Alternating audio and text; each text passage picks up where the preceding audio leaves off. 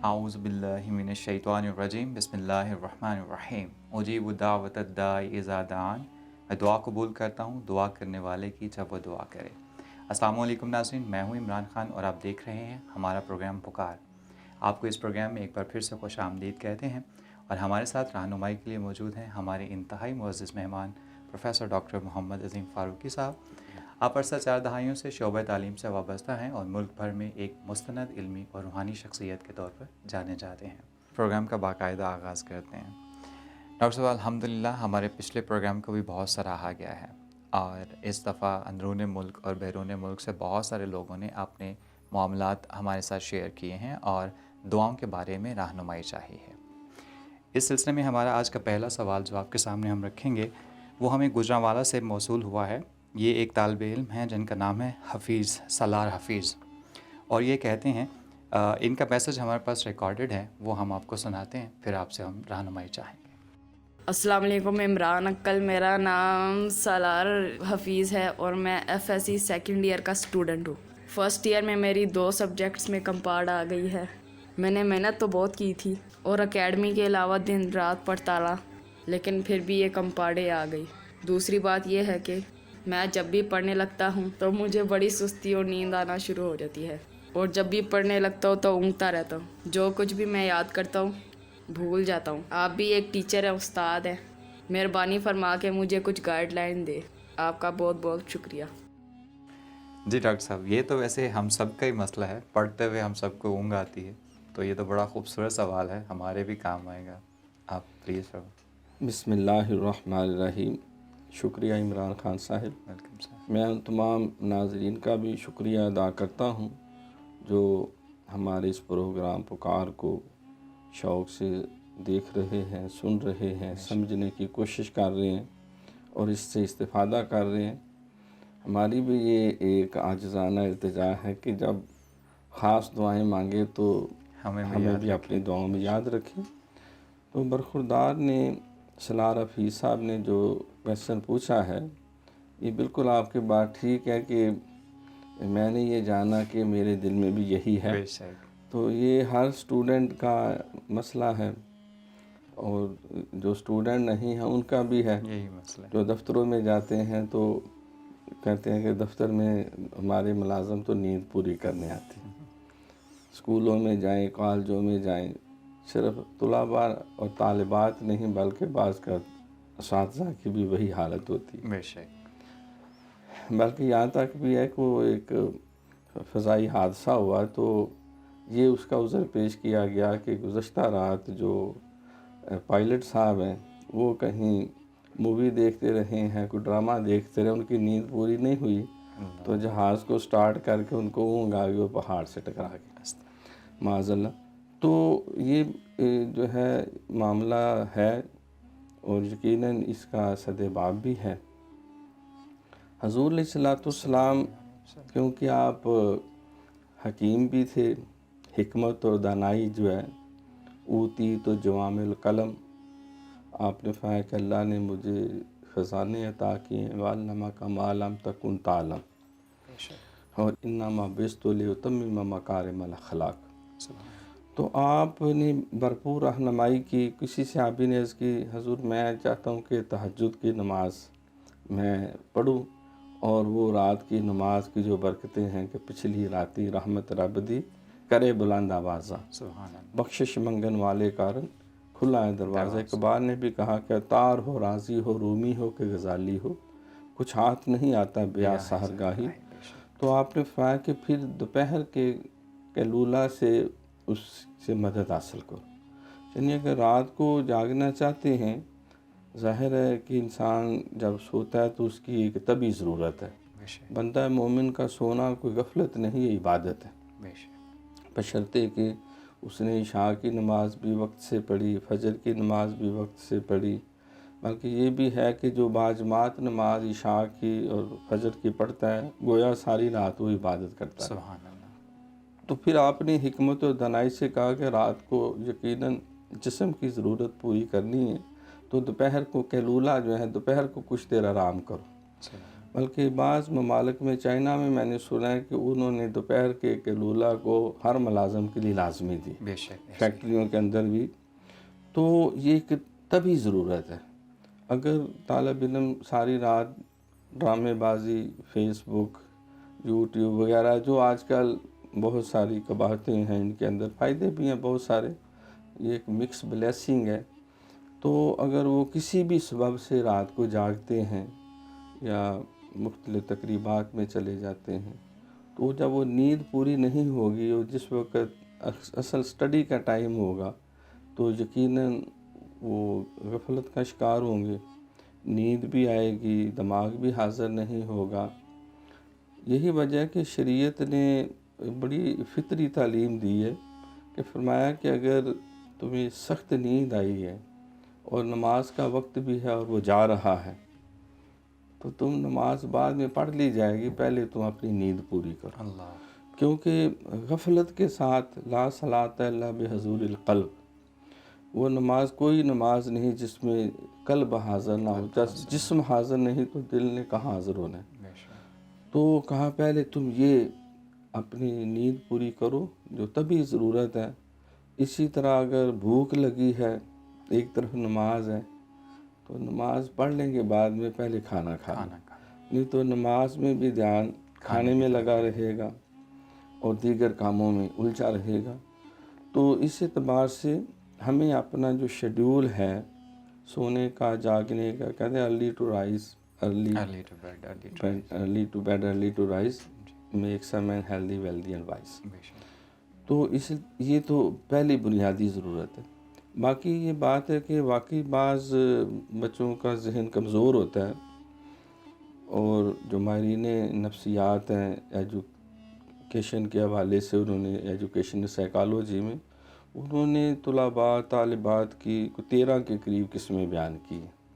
ان میں کوئی ذہین بچے ہیں، کوئی فتین بچے ہیں، کوئی ایکسٹرا آرڈنری ہوتے ہیں، کچھ معذور ہوتے ہیں، کچھ ذہنی پسماندگی کا شکار ہوتے ہیں، کوئی معاشرتی ناہمواری کا شکار ہوتے ہیں، کچھ بعض جو بیچارے فزیکلی بیمار ہوتے ہیں، بعض کو اور کوئی جسم کا عارضہ ہوتا ہے، اور کچھ جرم کے ماحول سے جو اٹھ کے آتے ہیں تو ان کی ذہنیت میں انہیں جرائم بچے بھی کہہ دیتے ہیں، حالانکہ بچے ماں کے پیٹ سے تو نہیں وہ جرم لے کے آتے، لیکن اپنے ماحول سے وہ متاثر ہو کے بعض معاشی طور پہ بھی پسماندہ ہوتے ہیں، سار ارن بھی کرتے ہیں، لرن بھی کرتے ہیں۔ تو مختلف کیٹیگریز بیان کی گئی، تو اس میں جو ماہرین تعلیمی نفسیات ہیں انہوں نے ان کے علیحدہ علیحدہ جو ہے وہ حل بھی بیان کی۔ تو علاج معالجہ کرنا اور کروانا یہ سنت رسول ہے۔ سرکار نے فرمایا کہ لکل دائیں دعائیں، بھئی ہر بیماری کی کوئی نہ کوئی دوائی اور علاج ہے، تو وہ ظاہری اسباب بھی پورے کرنے چاہیے، کوئی جسمانی عارضہ ہے، کوئی ذہنی کمزوری ہے، خوراک کی کمی ہے، ایوریج ڈائٹ کی کمی ہے، تو وہ بھی ہم طلباء کو پوری مہیا کریں، اور اگر کوئی بیماری ہے ایسی تو اس کا بھی علاج کیا جائے۔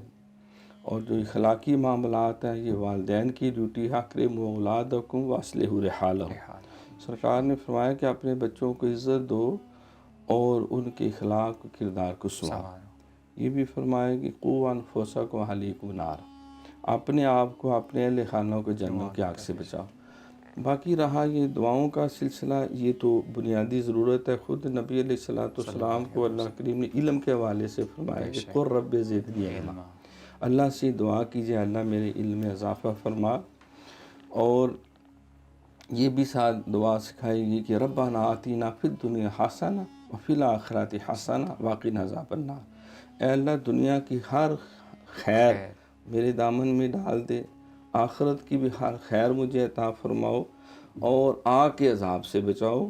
وہ قبر میں کی آگ بھی ہو سکتی ہے، حشر میں بھی ہو سکتی ہے، جہنم کی بھی ہو سکتی ہے، گناہ اور معصیت کی بھی ہو سکتی ہے، دنیا کی بھی ہو سکتی ہے، تو ہر قسم کی آگ سے پناہ مانگنے کا۔ اسی طرح معوذتین، سورۃ فلق و سورۃ ناس میں بھی جتنی ممکنہ صورتیں ہیں انسان کو نقصان دینے والی، تو اسی لیے فرمایا کہ ہر نماز کے بعد جو ہے وہ کم از کم 3 دفعہ معوذتین پڑھی جائیں۔ پھر آیت الکرسی ہے، اس میں بھی اللہ تعالیٰ سے بہت زیادہ مدد اور اعانت لینے کے لیے پھر بزرگوں نے فرمایا کہ جو حافظہ کی کمزوری ہے تو اس کے لیے نماز پڑھ کے آپ نے دیکھا ہوگا کئی بزرگ جو ہیں وہ یہاں پیشانی پہ ہاتھ رکھ کے اللہم یا قویو، اے اللہ تو سب سے زیادہ قوی ہے، طاقت والا ہے، یا قویو یا قویو یا قوی، یہ 7 دفعہ، تھوڑا وقت تو 3 دفعہ، بعض 11 دفعہ پڑھ کے اپنے آپ کو دم کرے. تو اس سے بھی حافظہ جو ہے وہ کمزور اگر ہے تو مضبوط ہوتا چلا جاتا ہے. پھر جو ہے بعض بچے واقعتاً ایسے ہوتے ہیں وہ نہیں پڑھائی کر پاتے تو ان کے والدین ان کی ہیلپ کریں. اس کے لیے بڑا مستند یہ علاج ہے کہ سورۃ اخلاص، یعنی جسے قل واللہ شریف کہتے ہیں، اگر بسم اللہ سمیت کسی بچے کا، بچی کا، اسٹوڈنٹ کا یا کسی عزیز کا تصور رکھ کے اگر پڑھا جائے کہ اے اللہ اس کی برکت سے اس کا حافظہ اور جو ناہمواری ہے، اس کے دماغ میں خلل ہے یا کردار میں ضعف ہے، کمی ہے، اس کو دور فرمائیں، تو انشاءاللہ تعالی سورۃ اخلاص کی برکت سے جو تہائی قرآن بھی جس کو کہا گیا ہے یہ شکایت دور ہو جائے گی. یہ کتنی دفعہ پڑھنی چاہیے؟ دیکھو اس کی حد تو جو ہے وہ جتنا زیادہ پڑھیں، ہمارے بزرگ جو ہیں وہ تو 1000 دفعہ پڑھ جاتے تھے. ماشاء اللہ. ہمارا ایک بچہ تھا تو وہ تھوڑا سا بچپن میں کافی سر پہ چوٹے چھوٹے لگتی رہیں، اور بھی وجوہات ہوتی رہیں، تو وہ تھوڑا سا زبان میں بھی لکنت محسوس ہو، حافظہ بھی کمزور محسوس ہو. تو پھر حضرت صاحب سے ہم نے پوچھا تو انہوں نے یہ چیز بیان فرمائی، اور پھر ماشاءاللہ اتنا اللہ نے کرم کیا، بھی سارے حافظہ بھی ٹھیک ہو گیا، وہ لکنت بھی دور ہو گئی، اور اب ماشاءاللہ فائنل PhD میں. ماشاءاللہ. اور اس طرح جو ہے یہ وہ کلمات طیبات ہیں جو حضور علیہ السلام کی محبوب دعائیں بھی میں نے عرض کی ہیں. پھر آپ نے یہ بھی فرمایا کہ اللہ کے عرش کے خاص خزانوں سے میری امت کے لیے ایک تحفہ آیا ہے، وہ سورہ بقرہ کی آخری جو 2 آیتیں ہیں، بالخصوص وہ ربنا لا تؤاخذنا ان نسینا واخطانا ربنا ولا تحمل علینا اصرا کما حملته علی الذین من قبلنا ربنا ولا تحملنا ما لا طاقت لنا به واعف عنا واغفر لنا وارحمنا انت مولانا فانصرنا علی القوم الکافرین. تو یہ بھی نماز کے بعد کم از کم 1 دفعہ اگر پڑھ لیا جائے تو یہ وہ مسنون دعائیں ہیں. پھر تسبیحات فاطمہ ہے، سبحان اللہ، الحمدللہ، اللہ اکبر، اس سے بھی اللہ کی حفاظت بھی رہتی ہے، حافظہ بھی مضبوط رہتا ہے، اور بہت سارے انسان شر جو نظر نہیں آتے اللہ اس سے بھی بچا لیتا ہے. ڈاکٹر صاحب ہمارا یہ سوال ہمیں اٹلی سے موصول ہوا ہے. اٹلی سے ایک صاحب ہیں جن کا نام ہے محمد سعد چیمہ صاحب. وہ آپ سے پوچھتے ہیں کہ ڈاکٹر صاحب ہمیں آپ یہ بتائیں کہ اللہ کے نزدیک اور نبی کریم صلی اللہ علیہ وسلم کے قریب سب سے افضل ترین دعا کون سی ہے؟ سب سے پہلے تو سعد چیمہ صاحب کا میں شکریہ ادا کرتا ہوں کہ وہ اتنی دور بیٹھ کر جو ہے وہ ہمارا پروگرام دیکھتے ہیں، سنتے ہیں، اور انہوں نے رہنمائی بھی طلب کی ہمارے لیے. یہ یقیناً اطمینان کی بات بھی ہے اور باعث فخر بھی ہے. الحمدللہ. تو یہ سوال بڑا بنیادی سوال ہے. کسی نے ملا 2 پیازا ہے تو لطیفے والی بات ہے، اس سے انہوں نے پوچھا بھئی بہترین ہتھیار کون سا ہے؟ تو اس نے کہا جلال الدین اکبر کو، جناب جو وقت پہ کام آ جائے، وہ جو وقت پہ کام ہے وہ ہتھیار بہترین ہے. تو اس نے کہا یار یہ کون سی بات ہوئی، اس کو ہاتھیوں کے نا وہ ڈال دو جہاں ان کا کمرہ ہے بہت بڑا جو ہے. تو اب وہ وہاں مست ہاتھی جو تھے وہ اپنے کھیل کود میں لگے ہوئے تھے، ملا 2 پیازا کبھی ادھر چھپے کبھی ادھر چھپے. اب ایک ہاتھی جو ہے وہ کافی بڑا سا تھا، وسیع جگہ تھی، وہ اس کی ادھر دوڑ پڑا. وہ بیچارہ بڑا ادھر جائے جان چھوٹے تو مجھے کچل دے گا پاؤں کے. تو اس نے دیکھا کہ کمرے میں ایک بلی جو ہے وہ بیٹھ کے کچھ کھا رہی تھی. تو دوڑ کے اس نے جا کے بلی کو پکڑا اور اتنی مضبوطی سے پکڑ کے اس نے چیخیں مارنی شروع کر دی اور وہ ہاتھی کی آنکھوں کے اوپر اس کو پھینکا. تو کچھ وہ اس کی چیخیں وہ چنگاڑ کی وجہ سے، کچھ اس کی آنکھ کو جا کے وہ لگی بلی. تو وہ تھوڑی دیر کے لیے ادھر ادھر متوجہ ہوا تو اس کی سونڈ کے نیچے سے نکل کے دروازے سے باہر نکلا. تو اس نے کہا یہاں میں نہ تو تلوار کام آ سکتی تھی، نہ کوئی نیزہ، نہ کوئی بالا، اور میں اتنا ماہر بھی نہیں تھا کہ اس کی سونڈ کاٹ کے باہر نکلے، تو ہتھیار جو ہے وہ بلی کام ہے۔ تو اس لیے اس دعائیں جو ہیں یہ بھی ہر موقع کے لیے مخصوص دعا ہے۔ یہ نہیں کہ ہر جگہ پہ جو ہے اگر بری خبر سنی ہے تو وہاں بھی درود شریف پڑھنا شروع کر دیں، پہاڑ پہ چڑھ رہے ہیں تو وہاں بھی۔ تو فرمایا کہ بری خبر سنیے تو انا للہ و انا الیہ راجعون، اس وقت وہ دعا بہتر ہے۔ کوئی فوش بات کر رہا ہے خلاف شرع یا اخلاقی درجے سے گری ہوئی تو اس وقت ولا حول ولا قوت الا باللہ، اور فرمایا کہ غصہ چڑھ گیا ہے تو اس وقت دعا کی بجائے دعائی کی ضرورت ہے، اس کو پانی پلاؤ، کھڑا ہے تو نیچے بٹھاؤ، نہیں تو اس کمرے سے باہر نکال دو یا خود نکل جاؤ، یعنی ماحول کو چینج کیا جائے۔ سواری پہ بیٹھ رہے ہیں تو اس کی جو بہترین دعا ہے وہ اس کے موقع کے مطابق ہے، بسم اللہ توکلت علی اللہ لا حول ولا قوت الا باللہ العلی العظیم، یا اللہم سخر لنا ھذا وما کنا لہ مقرنین وانا الی ربنا لمنقلبون۔ جو ایک مسنون دعا ہے، قرآن پاک میں بھی ہے، تو اس وقت وہ دعا پڑھی جائے۔ تو جب نماز ہے تو اس کے آخر میں رب اجعلنی مقیم الصلاۃ، یہ بھی تو دعا ہے نا، بے شک ومن ذریتی ربنا وتقبل دعا ربنا اغفر لی ولوالدی وللمؤمنین یوم یقوم الحساب۔ نماز جنازہ ہے تو اس کی وہ مخصوص جو دعائیں ہیں، اللہم اغفر لحینا ومیتنا وشاہدنا وغائبنا، تو وہ دعا پڑھی جائے۔ تو اسی طرح گھر میں داخل ہو رہے ہیں تو بسم اللہ والصلاۃ والسلام علی رسول اللہ 3 دفعہ پڑھیں، گھر والوں کو سلام کریں، یہ بہترین دعا ہے۔ اور وہ آگے سے سن کے جواب دے، باہر نکلے تو پھر بھی یہ پڑھا جائے۔ چاند نظر آیا تو اس کی مخصوص دعا ہے، کوئی آندھی چل رہی ہے تو سرکار اس موقع کی بھی دعا پڑھی، سورج گرہن لگا ہے، چاند گرہن لگا ہے، شیشہ دیکھا ہے، اچھے کپڑے پہنے ہیں، کوئی اللہ کی قدرت کا نظارہ کیا ہے، سبحان اللہ، الحمدللہ، ماشاء اللہ۔